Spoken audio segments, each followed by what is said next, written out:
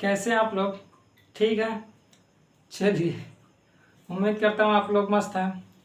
आप सभी लोग का स्वागत है आज की क्लास में। हम लोग विश्व भूगोल पढ़ रहे हैं। विश्व भूगोल में जहाँ हम कल सुन रहे थे उसी के आगे हम लोग चलते हैं। हम लोग आंतरिक संरचना देख रहे हैं। पृथ्वी के आंतरिक भाग के बारे में हम लोग जानने का प्रयास कर रहे हैं कि कैसे कैसे हम लोग जानते हैं पृथ्वी के आंतरिक भाग में क्या क्या चीज़ें हैं, वो कैसे बनी है, इसके बारे में हम लोग देखेंगे। मतलब देख रहे हैं, कुछ भाग हम कल देख चुके हैं और आज कुछ भाग देखेंगे। ठीक, तो आज हम उसी के आगे चलते हैं। आइए हम लोग देखते हैं कल हम लोग क्या क्या देखे, थोड़ा इसको देखते हैं। तो हम लोग ये देखे थे कि पृथ्वी के आंतरिक संरचना को जानने के लिए दो स्रोत हैं। एक है प्रत्यक्ष स्रोत, दूसरा है अप्रत्यक्ष स्रोत। प्रत्यक्ष स्रोत में दो भाग हैं, एक है खनन, दूसरा है ज्वालामुखी। खनन के द्वारा में और ज्वालामुखी के बारे में भी, ज्वालामुखी द्वारा भी क्या कर सकते हैं, आंतरिक संरचना के बारे में जान सकते हैं। और अप्रत्यक्ष स्रोत में कल बताया गया था तापमान। ठीक, तापमान के साथ साथ दबाव भी और घनत्व, गुरुत्वाकर्षण बल, ये सभी बताए गए थे। ये सभी नीचे जाने पर क्या होते हैं, बढ़ते हैं, ऊपर आने पर घटते हैं। सेंटर की तरफ गुरुत्वाकर्षण बल सदा ज्यादा लगता है, घनत्व भी ज्यादा हो जाता है क्योंकि दबाव वहां भी होता है और इसी के ऊपर दबाव भी रहता है। दबाव जाते हुए नीचे जाते हैं, दबाव भी बढ़ता ही है और तापमान भी नीचे जाने पर बढ़ता ही है। ठीक, हम लोग कल देखे थे कि ऊपर का तापमान अगर 32 मीटर नीचे जाएंगे तो 1 डिग्री सेल्सियस, 100 मीटर जाएंगे 3.2, 1 किलोमीटर 32 डिग्री सेल्सियस, और सबसे आंतरिक भाग में पहुंचेंगे लगभग 7200 डिग्री सेल्सियस तापमान है। इतना हम लोग कल देख चुके हैं। आज हम लोग अप्रत्यक्ष स्रोत में उसी के आगे चलते हैं। अप्रत्यक्ष स्रोत में उसी के आगे चलते हैं। थोड़ा चुंबकीय सर्वेक्षण देख लेते हैं, या उल्का पिंड जो भी हो। चुंबकीय सर्वेक्षण सबसे पहले देखते हैं, फिर इसके बाद उल्का पिंड देखते हैं, फिर इसके बाद हम लोग तरंगों के बारे में आते हैं। ठीक है,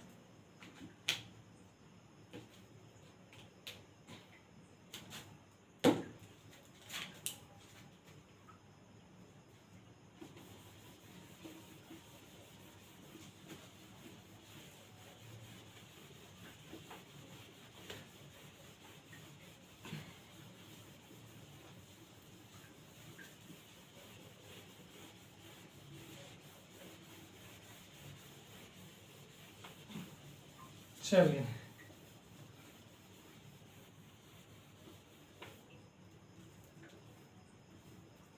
ठीक, इसमें हम लोग जो देखेंगे क्या है, चुंबकीय सर्वेक्षण के बारे में थोड़ा देखते हैं। ठीक, कल हमारा कितने पॉइंट हुए, तापमान हो गया था, दबाव हो गया था, घनत्व हो गया, गुरुत्वाकर्षण, 4 पॉइंट हो चुके थे। आज हम लोग 5वां पॉइंट से शुरू करते हैं। ठीक, वो है चुंबकीय सर्वेक्षण। चुंबक का अध्ययन किया गया उसके द्वारा चुंबकीय सर्वेक्षण। ठीक है, चुंबकीय सर्वेक्षण।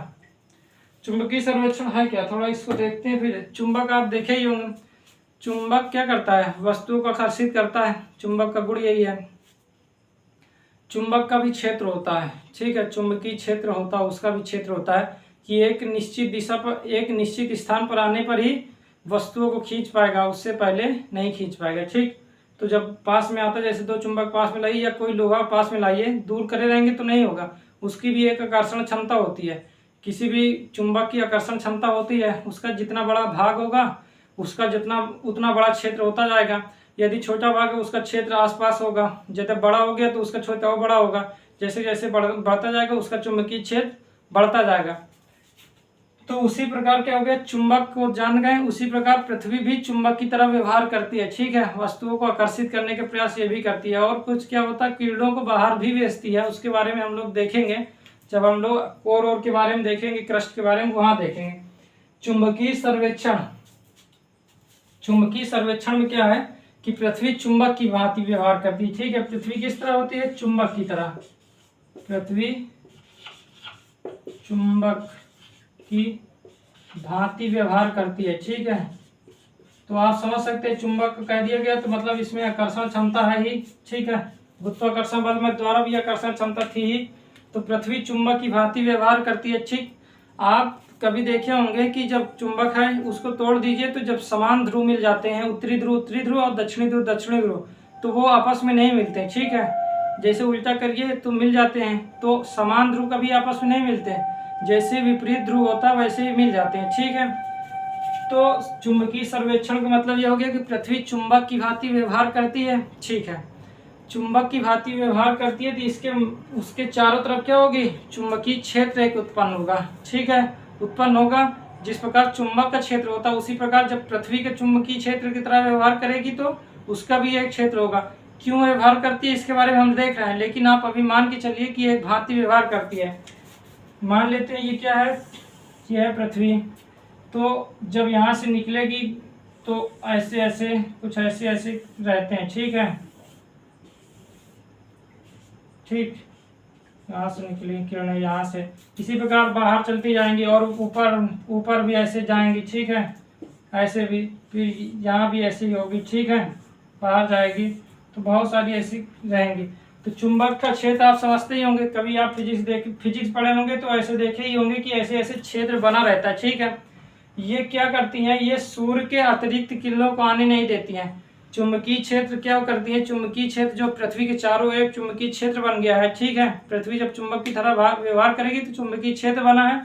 ये चुंबकीय क्षेत्र सूर्य से आने वाली प्रकाश की किरण को, बहुत ज्यादा जब प्रकाश की किरण आती है तो सब किरणों को अंदर नहीं आने देती, जितना पृथ्वी में आवश्यकता होती है उतनी ही आने देती है और बाकी सभी किरणों को वापस भेज देती है, ब्रह्मांड में किसी इधर उधर भेज देती है, पृथ्वी पर नहीं आने देती, फिर इसके बाद बाहर इधर उधर भेजती है। ठीक है, इसका मतलब जितनी आवश्यकता होती है उतनी ही, ठीक है, प्रकाश पुंज भेजता है या फोटान किरणें कहते हैं।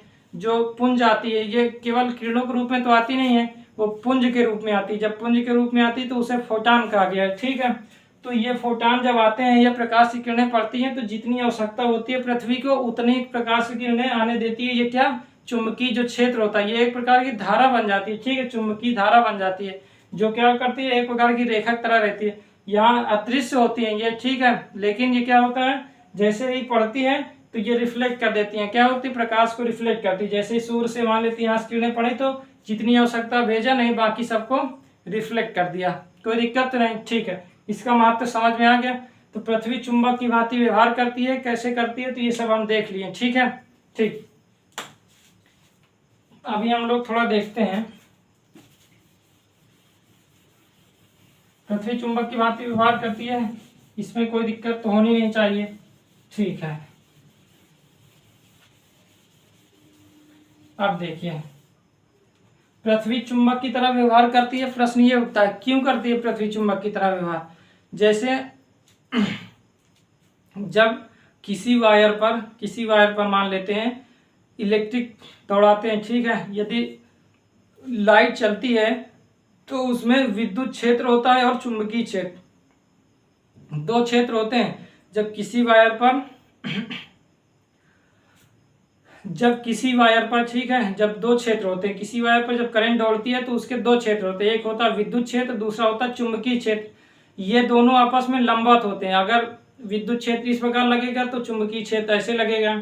ठीक है, यदि चुंबकीय क्षेत्र ऐसे है तो विद्युत क्षेत्र ऐसे लगेगा। ये दोनों लंबवत होते हैं जब उसमें दौड़ते हैं। तो मान लीजिए कि एक ऐसे ऐसे चुंबक में घूम रहा है तो दूसरा ऐसे तार गई है, तो एक ऐसे ऐसे घूम रहा है और दूसरा ऐसे ऐसे घूम रहा है। इसका मतलब इस पूरे क्षेत्र में कोई भी वस्तु आएगी तो आकर्षित, चुंबकीय क्षेत्र पर आएगी तो अपनी ओर आकर्षित करेगी, और अगर विद्युत क्षेत्र में आ गए तो करंट मार देगी। ठीक है, और चुंबकीय क्षेत्र जब आते हैं तो अपनी तरफ आकर्षित करती है, जब आकर्षित करेगी तार पर आ जाते हैं और करंट मारने लगती है, क्योंकि उस समय हम आ जाते हैं चुंबकीय विद्युत क्षेत्र पर। जैसे ही विद्युत क्षेत्र पर आते हैं वैसे ही क्या होता है, करंट मारना शुरू कर देती है। तो जब करंट दौड़ती है तो उसमें दो क्षेत्र बनते हैं, एक होता है चुंबकीय क्षेत्र, दूसरा होता है विद्युत क्षेत्र। कोई दिक्कत तो नहीं है, और ये दोनों होते हैं लंबवत। इसी कारणवश करंट का जो मारते हैं इसी तरह मारते हैं कि चुंबकीय क्षेत्र के कहते हैं ना कि कभी कभी क्या होती है, दूर की वस्तु भी, जब कोई व्यक्ति रहता है यहाँ पास करंट दौड़ रही है, यदि मान लेते बहुत ज्यादा हाई वोल्टेज की है करंट, तो क्या करते हैं अपनी ओर दूर से ही आकर्षित करती है, तो वो उसका चुंबकीय क्षेत्र हुआ। ठीक है, क्योंकि अपनी तरफ आकर्षित करे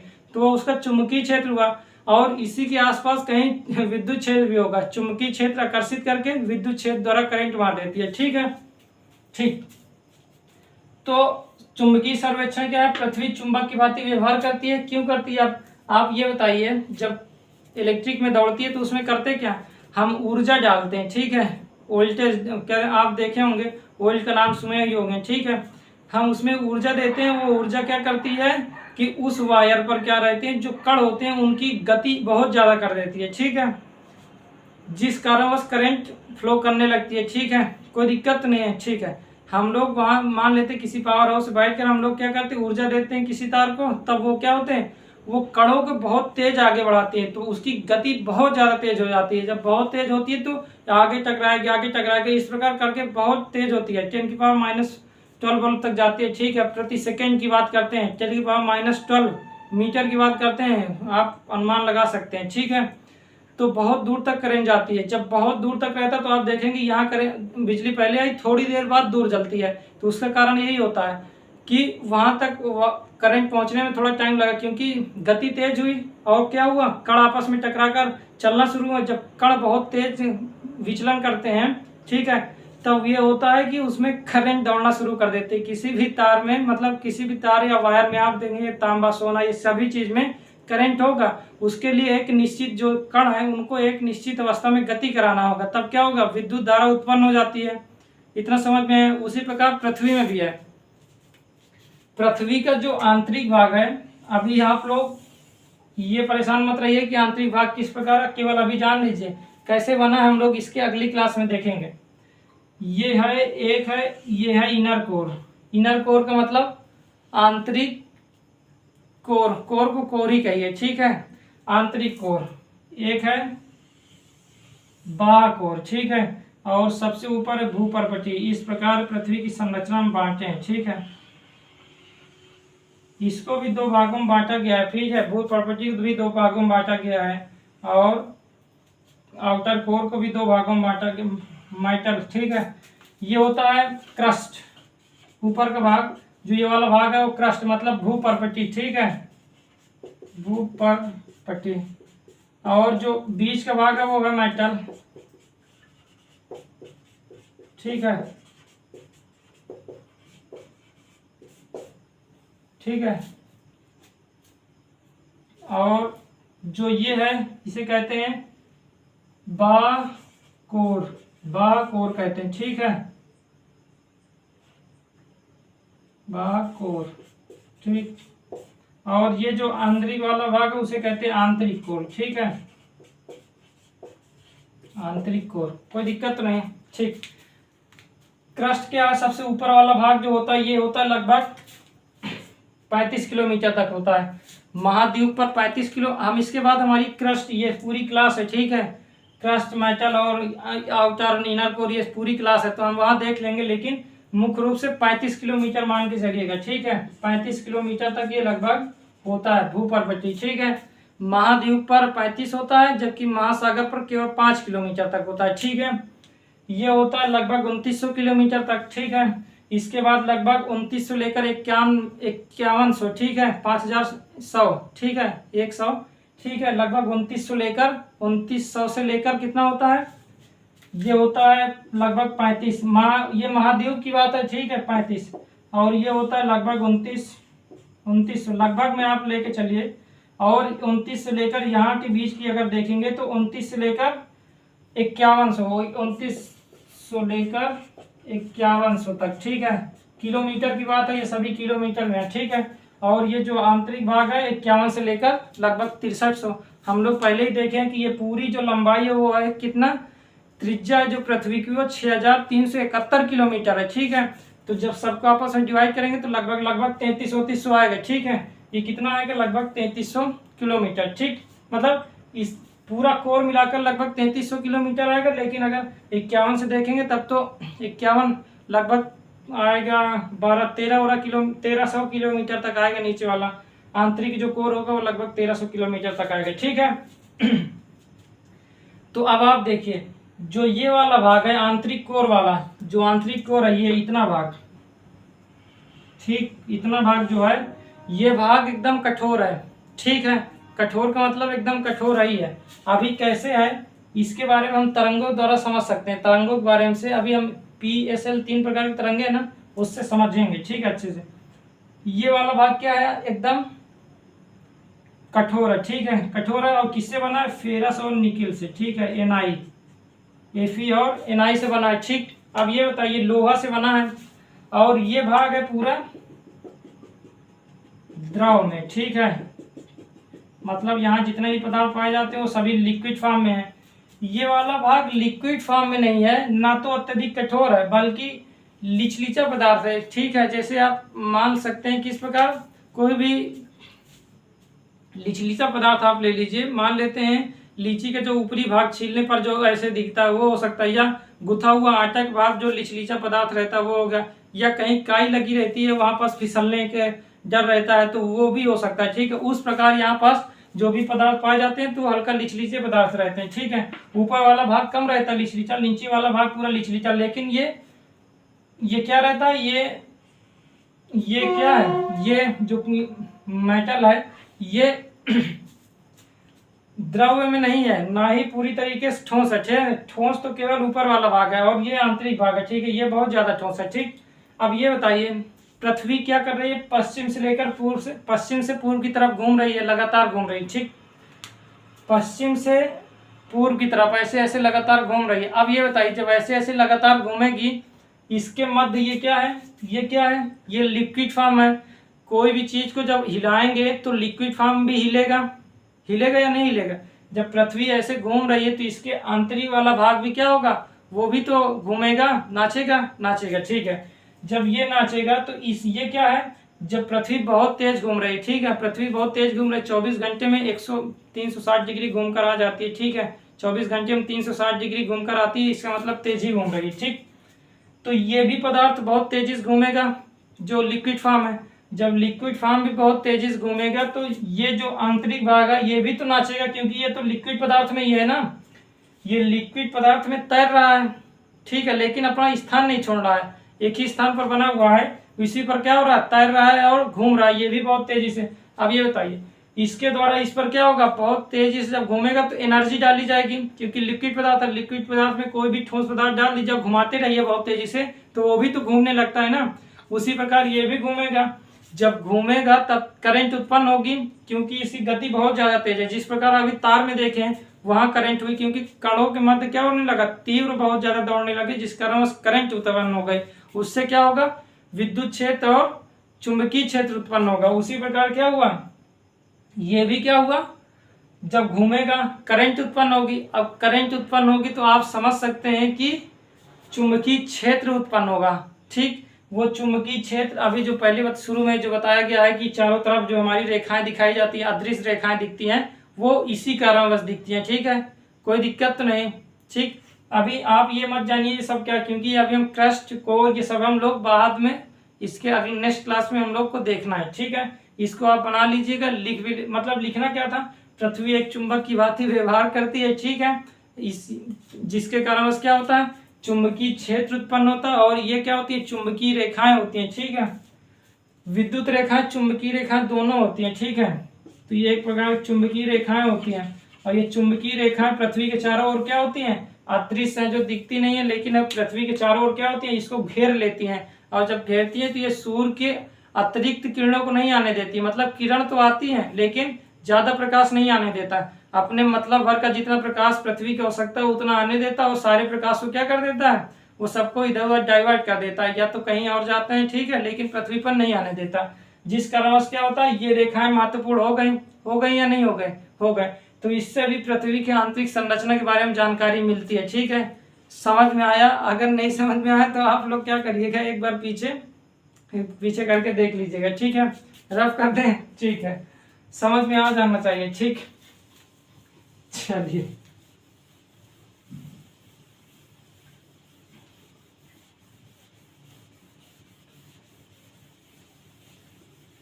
अब हम लोग क्या देखेंगे, हमारा जो छठा पॉइंट है वो है उल्का पिंड, ठीक है, उल्का पिंड।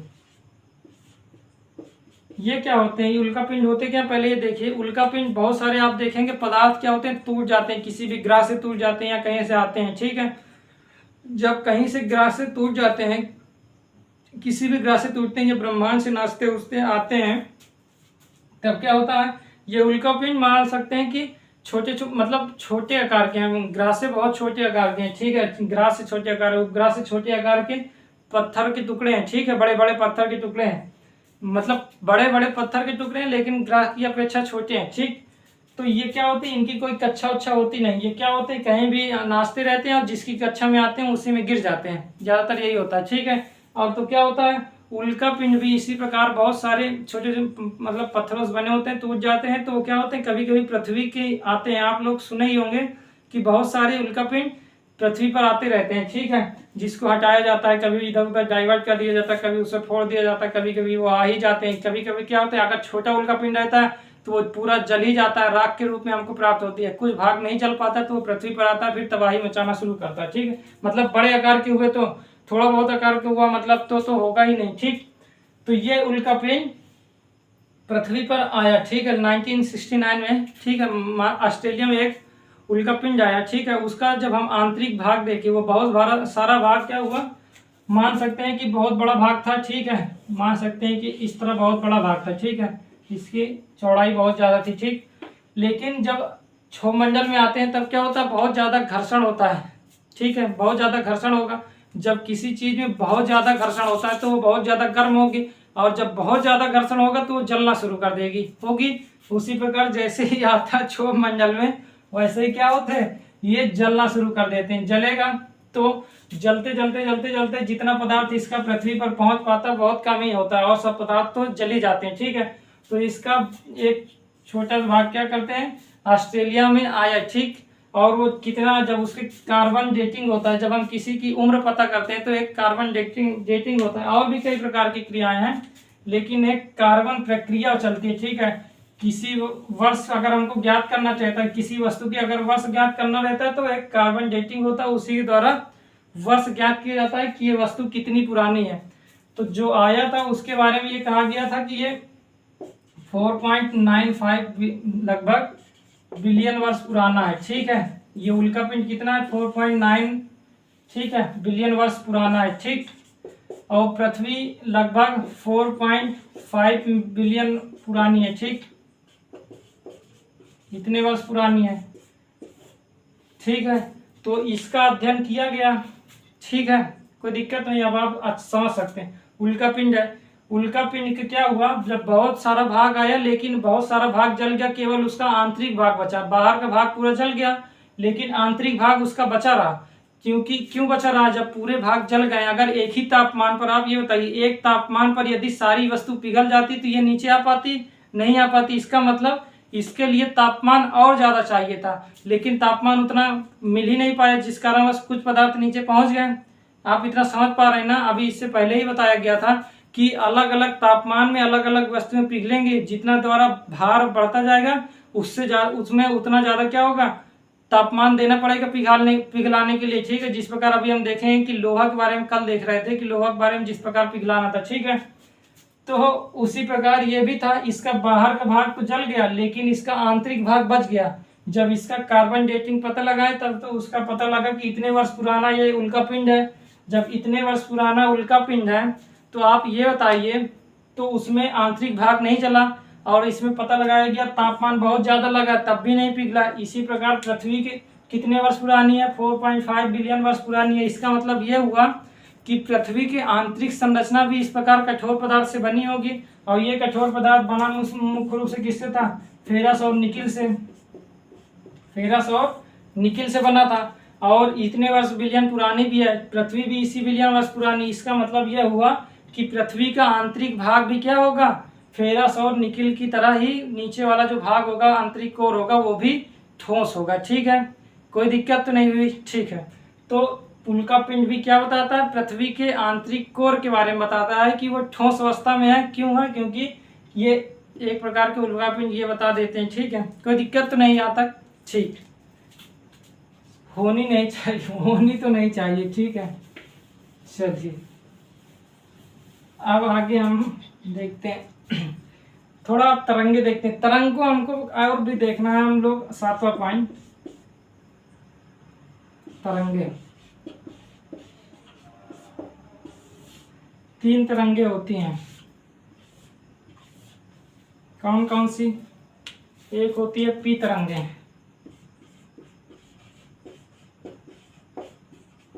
एक होती है एस तरंगे, एक होती है एल तरंगे। ठीक है, PSL तरंगे, इसे क्या कहते हैं? इसे कहते हैं अनुप्रस्थ तरंगे। इसे क्या कहते हैं? अनुदैर्घ्य तरंगे। इसे क्या कहते हैं? पृष्ठीय तरंगे या धरातलीय तरंगे। ठीक है, पृष्ठीय तरंगे समझी जा रहा है, पृष्ठ पर उपस्थित होने वाली तरंगे पृष्ठीय तरंगे कहलाती हैं। और ये अनुप्रस्थ तरंगे का मतलब समझ रहे हैं, अनुप्रस्थ हमेशा लंबवत कहते हैं। ठीक है, अनुदैर्घ्य का मतलब हो गया वर्टिकल, ये इसका हो गया हॉरिजॉन्टल, इसका हो गया वर्टिकल, और इसका क्या हो गया? पृष्ठीय हो गया। ठीक है, पी तरंगे, एस तरंगे, एल तरंगे।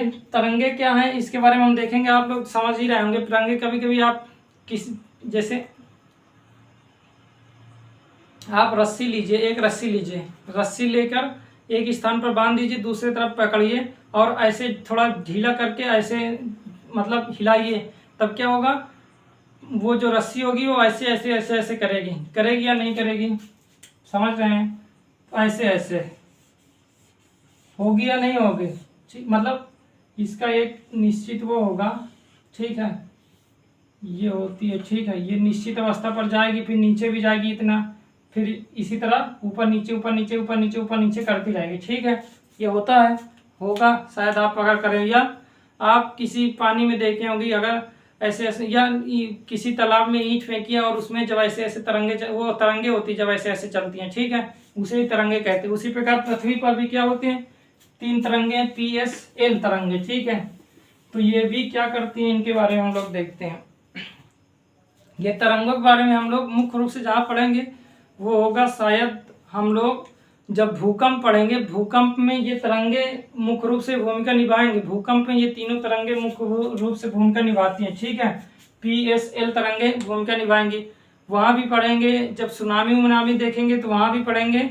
जब अपसारी क्रिया देखेंगे, अपसारी क्रिया देखेंगे। ठीक है, या और भी एक और होता है रूपांतरण किया। ठीक है, जो टकरा के चलती है, तो वहाँ पास भी देखेंगे। इसके बाद हम लोग जब देखेंगे प्लेट टेक्टोनिक में भी जब प्लेटें टकराती हैं वहाँ पास भी तरंगों के बारे में देखेंगे, लेकिन हम मुख्य रूप से पूरी तरंगे पढ़ेंगे वो भूकंप के पास पढ़ेंगे। ठीक है, यहाँ समान जानकारी देख लेते हैं। पी तरंगे क्या होती हैं? आप पहले ये बताइए, पी तरंगे, एस तरंगे, एल तरंगे समझ में आया? पी तरंगे क्या है? ये अनुप्रस्थ तरंगे, अनुदैर्घ्य तरंगे हैं। एस तरंगे क्या? अनुप्रस्थ तरंगे। एल तरंगे क्या है? पृष्ठीय या धरातलीय तरंगे।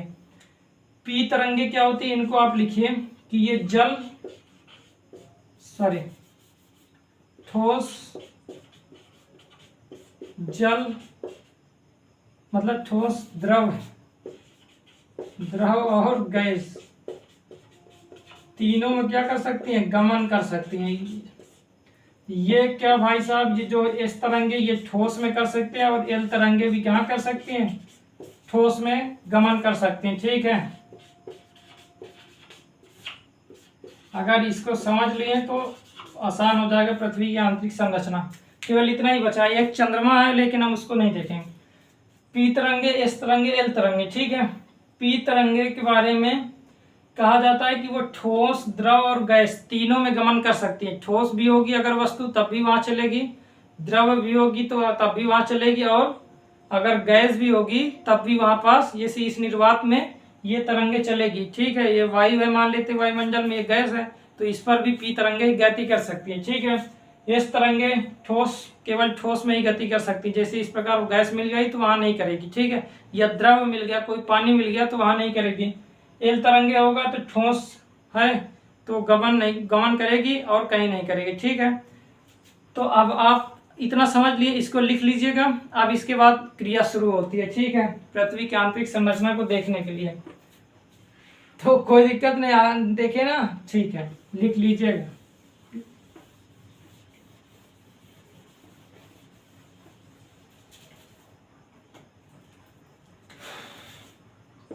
PSL तरंगे। ठीक है, पी तरंगे क्या है? अनुप्रस्थ। एस क्या है? पी तरंगे अनुदैर्घ्य, एस क्या है? अनुप्रस्थ, एल क्या है? पृष्ठीय धरातलीय तरंगे। ठीक, अब हम थोड़ा पृथ्वी की फिर से आकृति बनाते हैं। ठीक है, मान लेते हैं पृथ्वी की आकृति है, जो भी बना है। ठीक है, ठीक है, और इसका आंतरिक रफ ही करते हैं, थोड़ा रफ करते हैं।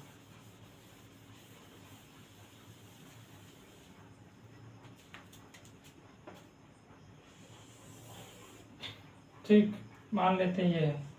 ठीक है,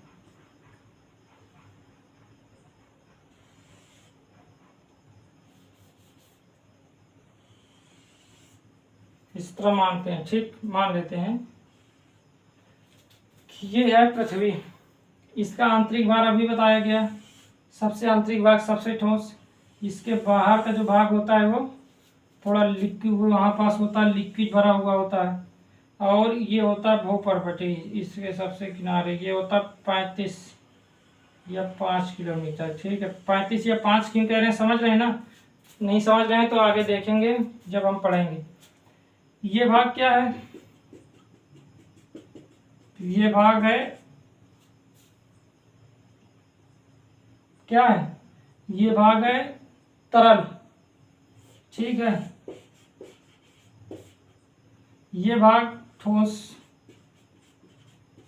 ये भाग हमेशा ठोस और तरल भी कह सकते हैं। लिचलीचा है ना, तो लिचलीचा का मतलब ये हो सकता है कि ठोस, गुथे हुए आटे की तरह अगर देखें तो उस तरह है। ठीक है, कि दबता भी है। ठीक, कहीं कहीं पास, कहीं कहीं चट्टान भी है। ठीक है, तो ये कह सकते हैं कि ये भाग क्या है, ये ठोस भी है और कहीं के तरल तो नहीं है। ठीक है, एक प्रकार से लिचलीचा पदार्थ है। लिचलीचा पदार्थ का मतलब बहुत ज़्यादा कठोर भी नहीं है, फिर और क्या है, और लिक्विड भी नहीं है। उसका जो बीच के जो भाग होता है, ठीक है, कठोर और लिक्विड दोनों मिला के जो बन जाता है। ठीक है, कठोर और लिक्विड समझ रहे हैं ना? आटे को जब कठोर, मतलब अगर आटा लेंगे तो कठोर और पानी मिला के जो गूंथ देते हैं, उस प्रकार की आकृति यहाँ है। एक प्रकार की ठोसी मान के चलिए। ठीक है, तो लिचलीचा, लिचलीचा का मतलब चिपचिपा कह सकते हैं, चिपचिपा, चिपचिपा टाइप का। ठीक है, यहाँ जो पदार्थ कहेंगे वो चिपचिपा, और ये क्या है, एकदम ठोस है। ठीक है, भूपर्वतीय ठोस है। ठीक, मान लेते हैं कि यहाँ पास कोई घटना घटित हुई, मतलब कुछ प्लेट व्लेट टकराई किसी स्थान पर। मान लेते हैं यहाँ पास कोई प्लेट टकराई ऊपर, ऐसे मान सकते हैं कि कोई भी, मान लेते हैं इंडियन प्लेट किससे टकरा गई, मान सकते हैं किसी प्लेट से मान लें कि उत्तर अमेरिका प्लेट जो है और दक्षिण अमेरिका प्लेट से टकराए। ठीक है, उत्तरी अमेरिका प्लेट दक्षिणी अमेरिका प्लेट से टकराए। ठीक है, तो जब टकराएंगी तो कंपन होगा, कंपन के साथ ही ये तरंगे शुरू होंगी, PSL तरंगे शुरू होंगी। ठीक है, ठीक, जो यहाँ पास मान लेते टकराहट हुई तो ये तीनों तरंगे उत्पन्न हो गई। ये तीनों तरंगे क्या हुई, उत्पन्न हो गई। अब उत्पन्न हुई तो ये कहाँ कहाँ गति करेंगी। इस तरंगे अभी देखे हैं कि केवल ठोस में, एल भी कहाँ गति करेंगी, केवल ठोस में। और ये कहाँ करेंगी, ये तो भाई साहब हर जगह करेंगे, ठोस हो या गैस हो या द्रव हो।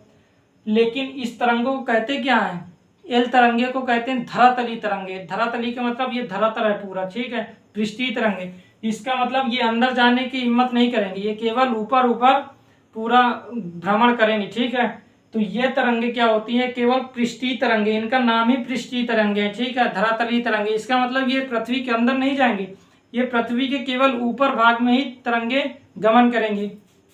लेकिन ये पृथ्वी के ऊपर भाग में तो गमन करेंगी, साथ ही साथ ये वाला भाग जो लिचलीचा चिपचिपा पदार्थ है, ठीक है, ये भाग में भी क्या होगी, गमन करेंगी। और ये करेंगे तीनों भाग में। ठीक है, ठोस है, चिपचिपा और तरल, और ये फिर ठोस है। ठीक, अब ये बताइए कि पी तरंगे चली, सबसे जो तेज चलती है पी तरंगे, फिर इसके बाद इस चलती है, फिर एल।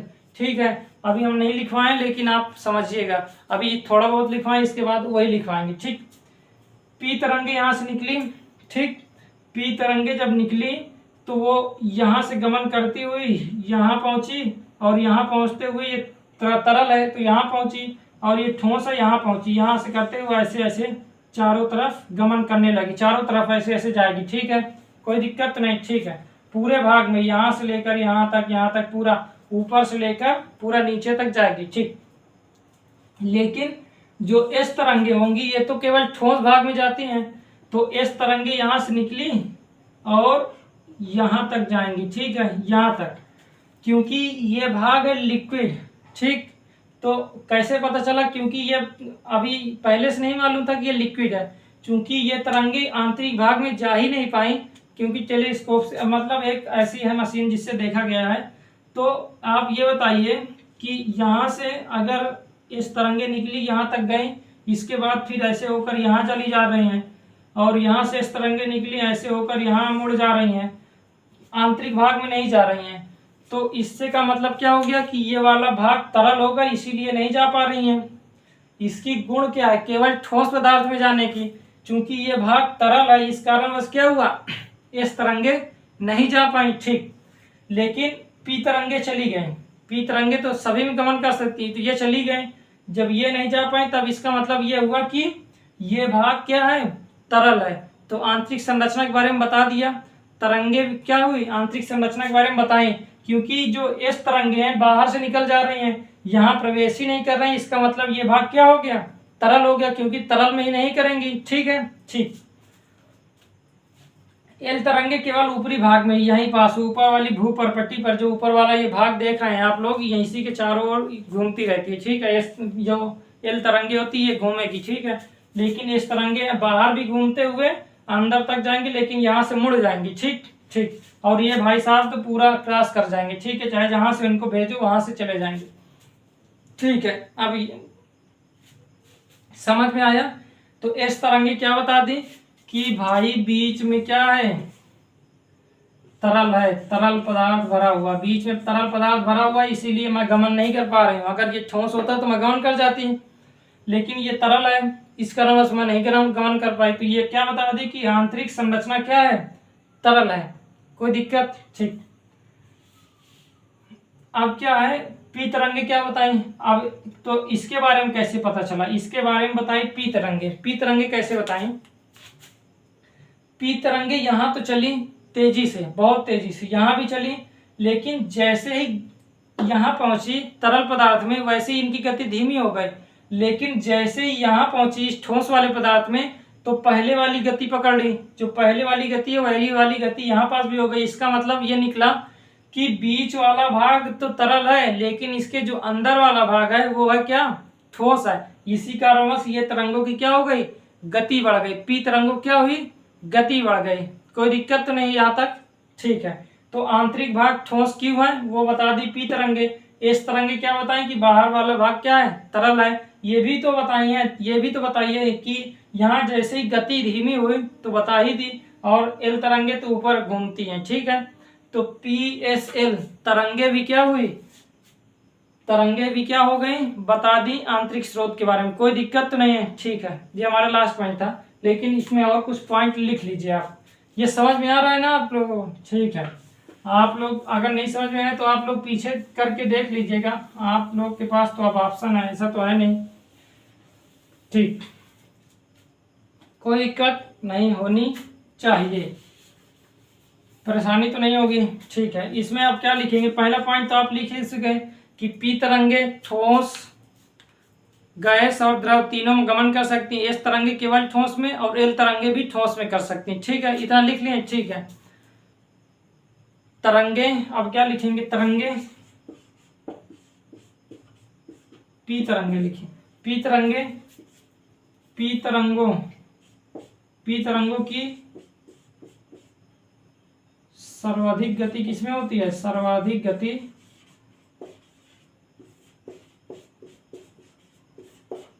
ठोस में होती है। ठीक है, सर्वाधिक गति किसमें होती है, ठोस में। इसके बाद किसमें होती है, इसके बाद आप क्या लिखेंगे, इसके बाद, इसके बाद किसमें होती है, द्रव में, और इसके बाद क्या होती है, गैस में। ठीक है, इसके बाद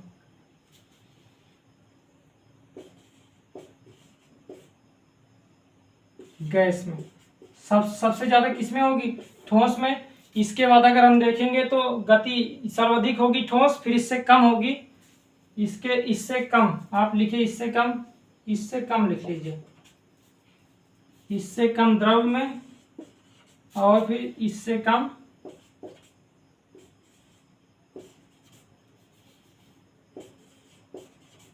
ठीक है। सर्वाधिक गति किसमें होगी? ठोस में, फिर इससे कम किसमें होगी? द्रव में, फिर इससे कम होगी गैस में। तो पी तरंगे आंतरिक भाग के बारे में बता ही रही हैं, एस तरंगे भी बता ही दी। इसका मतलब तरंगे भी क्या करती हैं? आंतरिक संरचना के बारे में जानकारी देती है। कोई दिक्कत तो नहीं है? ठीक है, कोई परेशानी नहीं। ठीक है, एक चंद्रमा भी है, चंद्रमा भी जानकारी देता है कि पृथ्वी से टूटा है तो टकराने के कारण हुआ है, टूट के अलग हुआ है, तो इसका क्या हो गया? उपग्रह हो गया, इसकी चक्कर करने लगा। तो ये भी एक जब प्रकार की आंतरिक संरचना के बारे में जानकारी देता है। ठीक, तो अप्रत्यक्ष स्रोत में ये 7 पॉइंट 8 पॉइंट जो भी थे आप लोग लिख लीजिएगा। ठीक है, तरंगे समझ में आ ही गया होगा। ठीक, कोई परेशानी तो नहीं है? ठीक है, तो क्या बताया गया है तरंग के बारे में एक बार फिर सुन लीजिए कि पी तरंगे ठोस, द्रव और गैस तीनों में गति करती हैं। एस तरंगे केवल ठोस में गति करती हैं, एल तरंगे भी केवल ठोस में गति करती हैं। ठीक है, कोई दिक्कत नहीं। चलिए, दूसरा पॉइंट इसी में था कि जो पी तरंगे हैं वो ठोस, द्रव और गैस तीनों में कर सकती हैं। वो केवल ठोस में कर सकती है, वो भी केवल ठोस में कर सकती है। ठीक है, लेकिन पी तरंगों की सर्वाधिक गति केवल ठोस सर्वाधिक जो गति होती है वो ठोस में होती है। इसके बाद किस में होती है? द्रव में, और इससे फिर कम होती है गैस में। अभी हम लोग जब हम भूकंप वाली क्लास देखेंगे उसमें ये तरंगों का फिर से जिक्र होगा, वहाँ इससे ज़्यादा व्यापक स्तर पर पढ़ेंगे। ठीक है, वहाँ हम लोग देखेंगे कि बहुत सारे एंगल बनाती है, 105 से लेकर 145 तक डिग्री बनाती है। इस बीच में पी तरंगे भी गति नहीं कर पाती हैं, और जो एस तरंगी है वो 105 से लेकर 105 तक, इधर वाला 5 105 105 या 105 या 103 भी हो सकता है। ठीक है, 143 भी हो सकता है, मतलब इसके लिए 143 105 वहाँ भी गति नहीं कर पाती। 105 से 105 एस तरंगे नहीं गति कर पाती हैं। पी तरंगे हो सकती हैं कि 105 से 145 तक उस एंगल में नहीं गति कर पाती। 105 ये 145 है, तो इस बीच में कोई तरंगे नहीं जाएंगी। इस प्रकार हम लोग वहीं देखेंगे। ठीक है, कैसा लगा बता दीजिएगा, इसको लिख भी लीजिएगा। ठीक है, चलिए हम लोग मिलते हैं अब अगली क्लास में। ठीक है, ओके।